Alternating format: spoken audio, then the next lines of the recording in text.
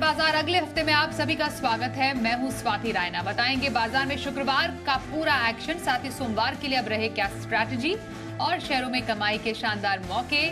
आप भी पूछ सकते हैं हमसे सवाल। नंबर है हमारा 02223001634 और 02223001635। फेसबुक पर @ZEE बिजनेस ऑनलाइन और एक्स पर @ZEE बिजनेस अपने सवाल भेजिए #बाजार आज और कल लिखकर। और सोमवार की आपकी तैयारी कराएंगे जी बिजनेस के मैनेजिंग एडिटर अनिल सिंह भी। साथ ही हमारे साथ है ट्रेड स्विफ्ट ब्रोकिंग के डायरेक्टर संदीप जैन। संदीप जी, स्वागत करते हैं आपका आज के शो में। और सबसे पहले आज के बाजार पर एक नजर डाल लें। कारोबारी हफ्ते के आखिरी दिन भी बाजार मुनाफा वसूली का शिकार हुए। निफ्टी 43 अंक गिरा, 19,750 के पार बंद हुआ। सेंसेक्स 126 अंक लुढ़क कर 66,280 के पार बंद हुआ। वहीं निफ्टी बैंक 311 अंक फिसलकर 44,288 पर आज हुआ बंद। और आइए एडिटर्स टेक में अनिल जी से समझते हैं कि बाजार में आज ये दबाव आया कहां से। हफ्ते के आखिरी दिन भारतीय बाजारों में दिखा दबाव, और इस दबाव की बड़ी वजह अंतर्राष्ट्रीय बाजारों से आती दिखी। पहला, अमेरिकी बाजारों में कमजोरी भरा सेशन रहा, क्योंकि वहां पर महंगाई के आंकड़ों के बाद में दबाव बनता दिखा। डॉलर इंडेक्स और बॉन्ड यील्ड दोनों थोड़े बढ़कर आए और साथ ही साथ कच्चा तेल भी थोड़ा उछलकर डॉलर इंडेक्स और बॉन्ड यील्ड दोनों थोड़े बढ़कर आए और साथ ही साथ कच्चा तेल भी थोड़ा उछलकर $88 के आसपास पहुंचता हुआ दिखा।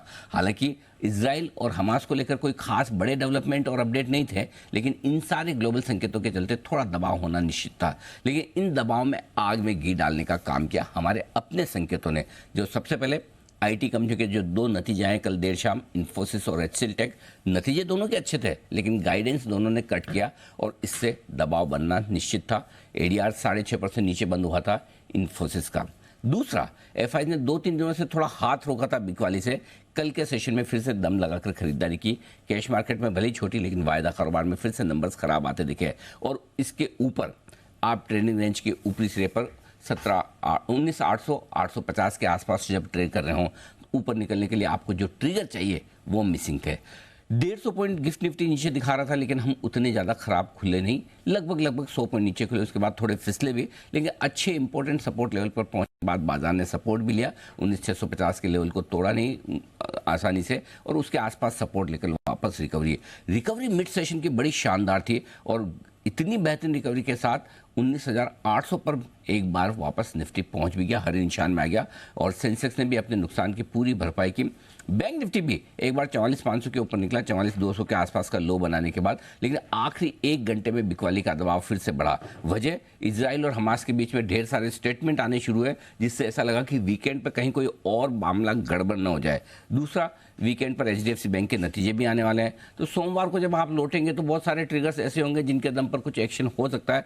तो ट्रेडर्स ने अपनी पोजीशन हल्का करना ठीक समझा। डाउ फ्यूचर्स भी 150 पॉइंट ऊपर ट्रेड करे थे, वो फिसल कर 40-50 पॉइंट नीचे आ गए। तो आखिरी 1 घंटे में मुनाफा वसूली और बिकवाली का प्रेशर फिर से बनता हुआ दिखा, और फाइनली निफ्टी 19,750 के आसपास बंद हुआ। बहुत बुरी क्लोजिंग नहीं, बैंक निफ्टी की क्लोजिंग जरूर थोड़ी सी 44,300 के आसपास की रही, जो थोड़ी सी दबाव में कह सकते हैं हम। मिड कैप स्मॉल कैप शेयरों में दिन भर एक्शन भरपूर था। आखिरी मिनटों में दिग्गजों के साथ थोड़ी बहुत प्रॉफिट बुकिंग वहां पर भी आई। तो बेसिकली आज के सेशन को कंप्लीटली ग्लोबल अनिश्चितताओं के बीच, नतीजों के इंतजार के बीच में हल्की फुल्की प्रॉफिट बुकिंग का सेशन देखा जाए। वैसे इससे कहीं ज़्यादा खराब सेशन हो सकता था, लेकिन फिर भी हम सीमित नुकसान के साथ ही आज बंद होते दिखे। तो कोई बहुत बड़ी चिंता की बात नहीं, क्योंकि सारे ट्रिगर्स एक्सटर्नल हैं ज़्यादातर। इसलिए देखते हैं आगे क्या संकेत हमें ग्लोबल मार्केट से मिलते हैं।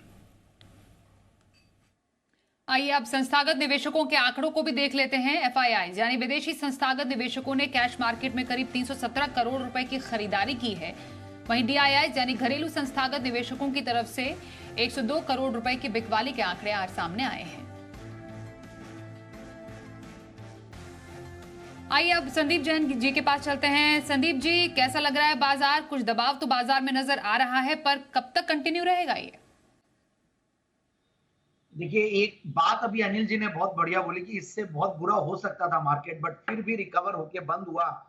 तो कहीं ना कहीं हमारे जो इंटरनल संकेत है वो बढ़िया है, और एक्सटर्नल इंपोर्टेड है हमारी जो भी ये वॉलेटिलिटी है, या जो मद्दी आई, या जो प्रॉफिट बुकिंग आती है, तो सर्टेनली देखिए जो ग्लोबल क्यूज है वो नेगेटिव थे, यूएस में भी एक सेशन वीक था 2-3-4 दिन की एक तेजी के बाद, और फिर अभी हम देख रहा था मैं अभी शाम को गोल्ड सिल्वर क्रूड सब स्ट्रांग हो रहे हैं। So all these factors are actually working. कहीं ना कहीं मुझे ऐसा लगता है कि मार्केट में 19,800 एक रेजिस्टेंस की तरह काम कर रहा है। हालांकि 19,800 से सिर्फ 50 पॉइंट ही दूर है market, but still I feel कि ये एक रेजिस्टेंस है, क्योंकि उसके ऊपर 2-3 क्लोजिंग अगर डिसाइसिवली देता है तो मार्केट्स को ज्यादा कॉन्फिडेंस आएंगे। और नीचे देखते हैं एक अच्छा बाउंस बैक, आज भी इंट्राडे में बहुत बढ़िया बाउंस बैक था। So let's see, but overall मुझे ऐसा लगता है कि एचडीएफसी बैंक का एक वीकेंड पे रिजल्ट है, कल रिजल्ट है, तो देखते हैं, वो भी एक बहुत बड़ा वेटेज रखते हैं। रिलायंस, एचडीएफसी बैंक अपने आप में वो हिल नहीं रहे, तो मार्केट्स में कोई बहुत ज्यादा मुझे लगता नहीं कि मीनिंगफुल तेजी आ जाए। But yes, mid cap small cap बढ़िया कर रहे हैं, वहां पे जो मजबूत स्टॉक्स है वो अच्छा कर रहे हैं, वहां पे ध्यान देना जरूरी है। और मुझे ऐसा लगता है कि मिड कैप स्मॉल कैप भी हालांकि पहले ग्रीन में थे, फिर लाल में बंद हुए हैं, तो ओवरऑल प्रॉफिट बुकिंग आती है। बाकी एक्सुबरेंस के बिना आप अपने हिसाब से स्टॉक्स लीजिए। बट एक चीज है कि बाय ऑन डिप्स भी नहीं है, मैं सेल ऑन राइज भी नहीं बोलूंगा, बट स्टे पुट और थोड़ा सा वेट एंड वॉच वाली स्ट्रेटेजी मुझे लगता है कि रखनी चाहिए ऐसे मार्केट्स में। तो ये रही राय संदीप जी की बाजार पर। संदीप जी, पोजिशनल व्यू कौन से स्टॉक में रखने की सलाह रहेगी आपकी? बिल्कुल, स्टॉक स्पेसिफिक तो हम ठीक राय दे ही रहे हैं काफी दिनों से, और ऑटो इंसिलरी स्टॉक्स बढ़िया कर रहे हैं, तो उनमें से एक स्टॉक में लाया हूं, auto ancillary stock, that is GNA Axles, जो कि 457 पे बंद हुआ है, 490 का टारगेट, 440 का स्टॉप लॉस। जीएनए एक्सेल में पोजिशनल व्यू रखने की सलाह आ रही है हमारे आज के एक्सपर्ट संदीप जैन जी की तरफ से। आइए अब लॉन्ग टर्म स्टॉक की बात करें और जानना चाहेंगे संदीप जी आपसे, लंबी अवधि के लिए कौन सा स्टॉक पसंद है आपको? बिल्कुल, लंबी अवधि के लिए एक बहुत ही बेहतरीन क्वालिटी का स्टॉक और मेरा फेवरेट स्टॉक है आयन एक्सचेंज इंडिया लिमिटेड, जिसको मैं मतलब काफी नीचे के लेवल से, उसके बाद तो कॉर्पोरेट एक्शन हो गया, स्प्लिट भी हो गया, 300 सवा 300 के लेवल्स जब अच्छा का मतलब फेस वैल्यू अब चेंज हो गया, ₹1 का हो गया है, but it has become a multibagger. और रीजन भी है, देखिए एक बहुत पुरानी कंपनी, और ये स्टार्ट हुई थी एक एमएनसी के रूप में, और एक सब्सिडियरी, यूके की सब्सिडियरी के रूप में ये कंपनी शुरू हुई थी, और उसके बाद 1985 में ये कंपनी पूरी 1964 में परमुथित कंपनी ऑफ यूके के सब्सिडियरी के हिसाब से स्टार्ट हुई। 1964 के बाद 1985 में पूरी इंडियन कंपनी हो गई, और solid waste management, water management, waste water treatment, waste to energy, ये सारे कंप्लीट रेंज ऑफ सर्विसेज है। इवन डोमेस्टिक में भी इनके जीरो बी नाम का एक बहुत फेमस इनका प्रोडक्ट है, वो भी है। तो ओवरऑल और जो सरकार का वाटर के ऊपर जो फोकस है इस पर्टिकुलर सेगमेंट के वाटर मैनेजमेंट और इसके ऊपर, उसके बहुत बड़े बेनिफिशियरी ये कंपनी और इसके पीयर्स भी हैं। और मुझे संभव ऐसा लगता है कि जो वाटर मैनेजमेंट इंडस्ट्री में इसकी लीडरशिप है वो गजब की, इंजीनियरिंग सेगमेंट, इनफैक्ट ये लोग प्री इंजीनियर्ड प्रोडक्ट्स और जो इस सेगमेंट के लिए ये लोग बनाते हैं, केमिकल सेगमेंट में भी ये लोग हैं, और कंज्यूमर प्रोडक्ट्स ये लोग, जैसा कि मैंने कहा कि आरओ और यूवी और ये सब बनाते हैं, अच्छे खासे क्लाइंटेल है इनकी। So overall I am quite bullish, और मुझे फंडामेंटल्स बहुत बढ़िया लगते हैं। ऊपर के लेवल्स 610 से स्टॉक 527 के लेवल्स में करेक्ट किया, तो एक मुझे क्वेश्चन भी दिखता है, रिस्क रिवॉर्ड रेशियो भी बढ़िया लगा, और अपसाइड भी यहाँ से एक आ सकती है बढ़िया। और 34% की रिटर्न ऑन कैपिटल एम्प्लॉयड, 27% की रिटर्न ऑन इक्विटी, और पिछले 3 साल में प्रॉफिट की क्या कर रही है 28%। सो फंडामेंटल्स बहुत बढ़िया है, एक negligible debt, zero debt company, और क्वार्टरली रिजल्ट्स भी अच्छे थे। जून क्वार्टर का जून 22 में 27 करोड़ के पैट के सामने जून 23 में 33 करोड़ का पैट, और last 2 quarters have been extraordinarily good. तो 200 करोड़ का पैट कंपनी का रहा है टीटीएम बेसिस पे। तो मुझे लगता है कि ये स्टॉक को बिल्कुल इन लेवल्स पे देखा जा सकता है। एफआईआईज, डीआईआईज भी गजब का होल्ड करते हैं, आगे पीछे बहुत बढ़िया बढ़िया शेयर होल्डर्स, इसमें रिनाउंड शेयर होल्डर्स इन्वेस्टेड रहे हैं। तो आई फील कि स्टॉक को इन लेवल्स पे ले, और जो टारगेट्स है वो 590, 630 का लगाएं लॉन्ग टर्म पिक के तौर पे ion exchange. Ion exchange long term खरीदारी की सलाह संदीप जैन दे रहे हैं आपको। आइए अब दर्शकों से सवालों का सिलसिला शुरू करते हैं। हमारे साथ मुंबई से अशोक लालवानी जी हैं। नमस्कार, बताइए कौन सा स्टॉक आपके पास है? मेरे पास सेल है, मैंने 1000 शेयर खरीद किए थे 147 पे 2021 मई में। तो मेरा इसके ऊपर मेरा जस्ट आपसे रिकमेंड चाहता हूँ कि इसका फर्दर अभी क्या हो सकता है, कितने टाइम तक होल्ड करना है, मैं होल्ड कर सकता हूँ। 140 ओके 147 की खरीद है सेल पर। नुकसान काफी है और काफी ऊपर लेवल्स की इनकी खरीद भी है सेल पर। अब क्या राय रखें संदीप जी? नहीं देखिए, मुझे लग रहा है स्टॉक तो कोई डिफरेंट है। अशोक जी, आप कोई कंफ्यूजन है हमें? 147 का तो सेल मतलब काफी ऊपर की बात कर रहे हैं आप, और 52 एक हाई लो भी देखे तो काफी नीचे का है। और हालांकि कब का लिया हुआ है ये आइडिया, ठीक है, अभी रिसेंटली लिए होंगे 150, लास्ट राउंड ऑफ जो तेजी है आई किस में थी लिया उसमें है लिए संदीप जी? हैं। हाँ 2021 की खरीद है, 2021 या 2021। राइट वही लगा मुझे। बट एनीवेज देखिए, स्टील सेक्टर अभी हाँ वापस से हाँ। पिछले 2-3 दिनों से हुआ है। एंड पहले एक तेजी के बाद करेक्ट हुआ और डाउनसाइड बॉटम आउट भी हुआ है, और अब एक बार जो चाइनीज स्टिमुलस पैकेज की वजह से मेटल्स में एक तेजी आई। कल दोपहर के शो में भी मैंने ये डिस्कस किया था, सारे मेटल स्टॉक्स और माइनिंग स्टॉक्स बढ़िया कर रहे थे। बट ओवरऑल मुझे ऐसा लगता है कि बहुत ज्यादा उम्मीद मुझे उस लेवल तक पहुंचने का इमीडिएटली नहीं लगता सेल का। और ये इंडस्ट्री देखिए बड़ी सिक्लिकल होती है। 2021-22 बहुत ही एक्स्ट्राऑर्डिनरी रहा मेटल इंडस्ट्री के लिए पोस्ट कोरोना, और जनरली 7-8 साल के साइकिल्स होते हैं इनमें मेटल्स में। तो पता नहीं अब कब आएगा क्या आएगा, but I am not very confident. But at the same time मैं ये बोलूंगा कि आगे से थोड़ा ध्यान रखें। इन टाइप के स्टॉक्स को आप हायर लेवल्स पे नहीं ले सकते हैं। डाउनसाइड ऑफ द साइकिल में लेना पड़ता है और अपसाइड ऑफ द साइकिल में निकलना पड़ता है। यहाँ पे आपको थोड़ा सा ट्रेडर मेंटालिटी वाला होना पड़ता है और थोड़ा सा रिसर्च और ज्यादा स्ट्रॉन्ग करनी पड़ती है। और शायद यही एक रीजन है कि मैं जनरली मेटल स्टॉक्स को ज्यादा रेकमेंड नहीं करता। मैं रेकमेंड करता हूं तो माइनिंग स्टॉक्स को करता हूं, वहां पे फिर भी स्कोप रहता है। सो आई फील इनको उछाल आए तो 115-20 रुपए के लेवल्स आए तो वहां पे एक बार निकलने की कोशिश की जा सकती है मेरे हिसाब से। एग्जिट ऑन बाउंस की रणनीति अपनाए, और जो लॉस है वो ठीक है, कोई दूसरे स्टॉक के इन्वेस्टमेंट में से निकालने की कोशिश करें। तो 115 120 ये लेवल पर आप देखिए, आप इस पर एग्जिट कर सकते हैं। आपके लिए सेल पर स्ट्रैटेजी दे रहे हैं संदीप जी। यूपी बरेली से प्रदीप जी हमारे साथ हैं। नमस्कार, बताइए कौन सा स्टॉक है आपके पास? मैम मेरे पास मैक्स हेल्थ केयर का शेयर है। 2021 में मैंने बाय किया था 220 रुपए पे। 500 शेयर है मेरे पास अभी। तो आप बताइए क्या उसको होल्ड करें या फिर उसमें सेल कर दूं? मैक्स हेल्थ केयर का आपका ओरिजिनल क्या व्यू है? कब तक रखना चाह रहे हैं? आपको तो अच्छा मुनाफा है, मुबारक हो आपको, लेकिन अभी 4-5 साल तक इसको होल्ड कर सकता हूँ। 4-5 साल तक अभी कोई दिक्कत नहीं है, होल्ड कर लूँ उसको। ओके, लंबी अवधि में रखना हो max health care. Sandeep ji फिलहाल मुनाफा इन्होंने तो डबल कमा लिया है, क्या करना चाहिए लॉन्ग टर्म के लिए? देखिए, मैक्स हेल्थ केयर वैसे मुझे स्टॉक ठीक ही लगता है, बट हालांकि मैंने बहुत ज्यादा रेकमेंड नहीं किया इस स्टॉक को, और ऊपर के लेवल से थोड़ा करेक्ट होके कंसोलिडेट भी हुआ है। फंडामेंटल्स देखिए वैसे ये सारे स्टॉक्स बढ़िया कर रहे हैं, हॉस्पिटल्स वाले हो या डायग्नोस्टिक्स वाले हो, और थोड़े फ्लेवर में है। और वैल्यूएशंस के लिहाज से मैं ये भी नहीं बोलूंगा कि बहुत सस्ता है, but overall the management quality is good, the sector is good, और डेट्स को इन्होंने रिड्यूस किया, और काफी सारे फंडामेंटल पैरामीटर्स बढ़िया हुए हैं। और क्वार्टरली रिजल्ट्स भी मैं देख रहा था तो वो बढ़िया ही थे। जून क्वार्टर के रिजल्ट्स और पिछले 4-5 क्वार्टर्स बहुत बढ़े गए। टीटीएम बेसिस पे हाईएस्ट एवर प्रॉफिट्स में बैठे हैं। तो ये सारी चीजें हैं, बट ओवरऑल मैं फ्रेश खरीदारी की राय नहीं दूंगा।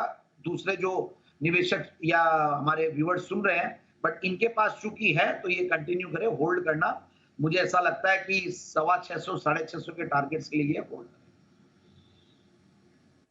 मैक्स हेल्थ केयर होल्ड करने की सलाह संदीप जी की तरफ से आपके लिए। दिल्ली से विजय अग्रवाल से बात करते हैं। नमस्कार, बताइए कौन सा स्टॉक आपके पास है? नमस्कार संदीप जी और सबको नमस्कार। मेरे पास सुजलोन है, 9.5 की एवरेज से 11,000 शेयर है। तो इसकी लॉन्ग टर्म क्या टारगेट होगा? और दूसरा है आईडीएफसी फर्स्ट बैंक, 1000 शेयर है, 38 की एवरेज से है, इसका भी लॉन्ग टर्म। और तीसरा है साउथ इंडियन बैंक, 3000 शेयर है, 13 रुपए में एवरेज की, इसका भी लॉन्ग टर्म।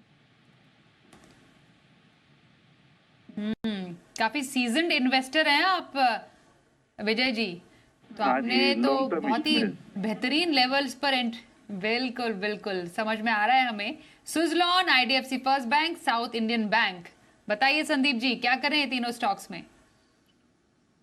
बिल्कुल नमस्कार। फर्स्ट ऑफ ऑल आपने नाम लेके एड्रेस किया, आप रेगुलर फॉलो करते हैं ऐसा मेरा मानना है। देखिए सुज़लोन समहाउ मुझे एक नीचे के लेवल से देखिए बहुत बढ़िया मूव दिया और मुझे लगता है कि इसको होल्ड करना चाहिए। कहीं न कहीं चीज़ें चेंज हो रही है, टर्न अराउंड वाली पूरी स्टोरी लग रही है, कुछ क्वार्टर से अच्छे प्रॉफिट्स में आ गई है, तो सुज़लोन को होल्ड किया जा सकता है। इवन आईडीएफसी फर्स्ट भी मुझे प्राइवेट सेक्टर बैंक्स बढ़िया लग रहे हैं, तो आईडीएफसी फर्स्ट ने भी बहुत बढ़िया परफॉर्म किया है। और अगर हम देखें तो इनके price to book value multiples पे भी बहुत महंगी नहीं है बैंक और मैनेजमेंट की क्वालिटी तो देखिए बढ़िया ही है, तो ऊपर के लेवल से करेक्ट हुआ हुआ है। साउथ इंडियन बैंक भी देखिए ये old generation private sector bank है, बट इनको आप पब्लिक सेक्टर बैंक की वैल्यूएशंस मिलती है, तो वैल्यूएशंस के लिहाज से ये भी सस्ता है, कोई बहुत महंगा नहीं है, इनफैक्ट बुक वैल्यू के नीचे चल रहा है, तो चले बहुत है नीचे से, बट फिर भी मेरे को लगता है कि होल्ड करना चाहिए। सो तीनों स्टॉक्स मेरे हिसाब से होल्ड है। और आइए अब जानते हैं क्या रहे सोमवार के बाजार के लिए आपकी स्ट्रैटेजी और बाजार पर अहम संकेत दे रहे हैं अनिल जी। सोमवार को जब हम ट्रेड्स पर लौटेंगे तो सबसे बड़ी आपके लिए ट्रिगर जो होगी वो इजराइल और हमास के बीच में आने वाली खबरों को लेकर होगी, क्योंकि वीकेंड पर डर ऐसा बना हुआ कि कुछ न कुछ बड़ा और खराब हो सकता है। इसके चक्कर में भारतीय बाजार आखिरी घंटे में फिसले भी, लेकिन अगर किसी तरह की कोई खराब खबर ना आए तो फिर भारतीय बाजार और ग्लोबल मार्केट्स थोड़ा अच्छा उछाल दिखा सकते हैं। अगर खराब खबरें आई तो फिर देखना होगा किस तरह की और कितनी होती है। इस बीच अमेरिकी बाजारों पर भी नजर आएगी। हमारे बाजारों के बंद होने के वक्त डाउ फ्यूचर्स लगभग 40-50 पॉइंट नीचे ट्रेड करते हुए दिख रहे थे, तो देखते हैं ग्लोबल संकेत क्या कुछ होते हैं। कच्चा तेल, डॉलर इंडेक्स, बॉन्ड यील्ड तो आपके लिए इंपॉर्टेंट हुई, लेकिन हमारे लिए जो ज़्यादा इंपॉर्टेंट है, एक आज के सेशन में एफआईज ने कितनी दमदार बिकवाली की है वो देखना होगा। दूसरा, वीकेंड पर एचडीएफसी बैंक के नतीजे आएंगे। पहला बड़ा बैंक जो नतीजे पेश करेगा, वैसे भी सेक्टर लीडर है और बैंक निफ्टी का इंडेक्स में बड़ा वेटेज है। सेंटीमेंट के लिहाज से भी बैंकिंग शेयर और बैंक निफ्टी काफ़ी इंपॉर्टेंट है, तो बैंकिंग शेयरों का पूरा टोन एचडीएफसी बैंक सेट करेगा। लेट्स सी, एक्सपेक्टेशन कम है, अगर नंबर्स अच्छे आ गए तो कहना ही क्या, और ख़राब आए तो फिर बाजार के लिए ऊपर चढ़ पाना मुश्किल होगा। एचडीएफसी बैंक, एफआईएस के नंबर्स, ये दो हमारे अपने ट्रिगर्स होंगे। जो सपोर्ट अब आपको निफ्टी पर मिलेगा वो 19,550, 19,650 या 100 पॉइंट की रेंज है मजबूत सपोर्ट। 19,800, 850 वो रेंज है जहां जमकर आप प्रॉफिट बुकिंग कर सकते हैं। एक बार 19,900 के पार निकलकर टिकेंगे, 850 के ऊपर निकलकर बंद होंगे तो फिर फ्रेश तेजी बनेगी। बैंक निफ्टी का जहां तक सवाल है, 44,000, 44,125 ये तुरंत आपके लिए एक सपोर्ट का काम करेगा सोमवार को, और ऊपरी स्तर पर 44,500 से लेकर 44,600 की रेंज है जहां पर आपको रुकावट आते हुए दिख सकती है। लेकिन मेक और ब्रेक जाहिर सी बात है बैंक निफ्टी के लिए एचडीएफसी बैंक के नतीजे ही रहेंगे, जिस पर बाजार सोमवार सुबह अपना देगा रिएक्शन। और सोमवार के बाजार पर क्या मौके आप ले सकते हैं? संदीप जी, जानना चाहेंगे आपकी इंट्राडे पिक। देखिए इंट्राडे पिक के तौर पे मैं लाया हूं, जैसा कि मैंने ऑटो इंसुलरी की बात कर रहा था, मारुति सुजुकी जबरदस्त परफॉर्मेंस दे रहा है और ये स्टॉक देखिए 10,749 पे बंद हुआ है। 10,970, 11,050 का टारगेट लगाएं और 10,630 पे स्टॉप लॉस लगाएं। सो इंट्राडे एफएनओ पिक के तौर पे मारुति सुजुकी, और डिस्क्लेमर देते हैं कि ये स्टॉक्स हमने आगे पीछे रेकमेंड किए हैं हमारे क्लाइंट्स को भी, तो जो भी ले स्टॉक्स वो अपनी भी रिसर्च करे, and it is safer to assume that हमारे फ्रेंड्स, रिलेटिव्स और एसोसिएट्स के पास ये स्टॉक हो सकता है। कुल एक बार मारुति सुजुकी का स्टॉप लॉस कर देंगे रिपीट संदीप जी? 10,630। 10,630 का, ओके। मारुति सुजुकी में इंट्राडे खरीदारी की सलाह आई है संदीप जी की तरफ से। आइए अब सोमवार के ऑप्शन स्ट्रैटेजी के लिए हमारे साथ है मोतीलाल ओसवाल की शिवांगी शारदा। शिवांगी, बहुत स्वागत करते हैं। कहाँ मौके आपको नजर आ रहे हैं सोमवार को? जी बिल्कुल, नमस्कार स्वाति जी। हम देखते हैं कि आज के बाजार में बुल्स का एक काफी तगड़ा एक्शन रहा है। उसमें से एनएफडीसी एक ऐसा काउंटर है जिसमें हमने देखा है कि फॉलो अप बाइंग काफी अच्छी तरह से दिख रहा है, तो यहाँ पे 160 में खरीदारी की सलाह रहेगी। करीबन इसको 4 के आसपास खरीदे, 2 रुपए का स्टॉप लॉस और 8 रुपए के टारगेट के साथ। दूसरा कॉल मेरा रहेगा टेलीकॉम स्पेस में से भारती एयरटेल जो है वो काफी अच्छा लग रहा है। इनफैक्ट हमने देखा है कि पूरे इस स्पेस में अभी तक काफी लॉन्ग एडिशन हुए हैं यहाँ पे, जो कि करेगा इसके एक नेक्स्ट अपमूव के लिए। तो यहाँ पे 960 के कॉल ऑप्शन में खरीदारी की सलाह रहेगी। इसको करीबन 7 के आसपास का खरीदने की कोशिश करें, 4 के स्टॉप लॉस के साथ और 13 के टारगेट के लिए।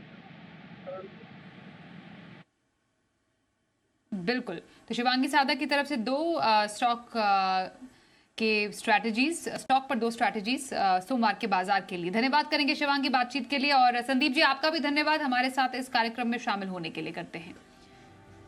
बाजार अगले हफ्ते के आज के इस कार्यक्रम में बस इतना ही, रुकेंगे एक ब्रेक के लिए। देखते रहिए जी बिजनेस।